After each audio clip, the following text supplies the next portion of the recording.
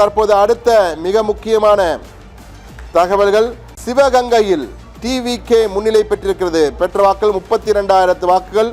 அதிமுக இரண்டாவதும். திமுக கருணாஸ் சிவகங்கை தொகுதியிலே கருணாஸ் முக்குளத்தோர் குடிப்படையின் சார்பிலே திமுகவின் உதயசீரன் சின்னத்திலே போட்டியிட்டார்.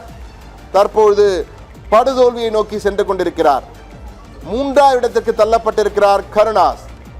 நடிகர் கருணாஸ் திமுகவின் உதயசூரியன் சின்னத்திலே முதுகுளத்தோர் புலிப்படையின் சார்பிலே களமிறங்கிய கருணாஸ் தற்போது 3ஆம் இடத்திற்கு தள்ளப்பட்டிருக்கிறார். வெறும் 23,675 வாக்குகள் தான் பெற்றிருக்கிறார். இவர் டிவிகே தான் முன்னிலை பெற்றிருக்கிறார். டிவிகே வேட்பாளரை விட 8,395 வாக்குகள் பின்னடைவில் இருக்கிறார். 2வது இடத்திலே அதிமுக இருக்கிறது. தாவேகா வேட்பாளர் 32,070 வாக்குகள் பெற்று முன்னிலை பெற்றிருக்கிறார் என்ற தகவல் வந்திருக்கிறது. கருணாஸ் பின்னடைவு. 10 தொகுதிகளில் 1000க்கும் கீழ் வாக்கு வித்தியாசத்தில் திமுக முன்னிலை வகிக்கிறது.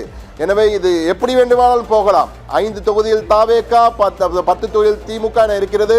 1000 வாக்குகள் குறைவாக இருப்பதால் இது எப்படி வேண்டுமானாலும் மாறலாம் அடுத்தடுத்த சுற்றுகள் வரும்பொழுது என்பதால் இந்த கடைசி வரை முன்பெல்லாம் 1 மணி அளவிலே இவர்தான் ஆட்சி அமைக்க உறுதியாக சொல்லிவிட முடியும். ஆனால் தற்பொழுது மாறி மாறி வண்டி கொண்டிருக்கின்றன. இன்னும் 107 இடங்கள் 110 கடக்கவே இல்லை. எனவே எந்த நேரத்திலும் பெரும்பான்மை பெறக்கூடிய வகையில் விஜய் முன்னேறுவான உறுதியாக சொல்ல முடியாத சூழல் காணப்படுகிறது. ஆனால் எப்படி வேண்டுமானாலும் மாறலாம்.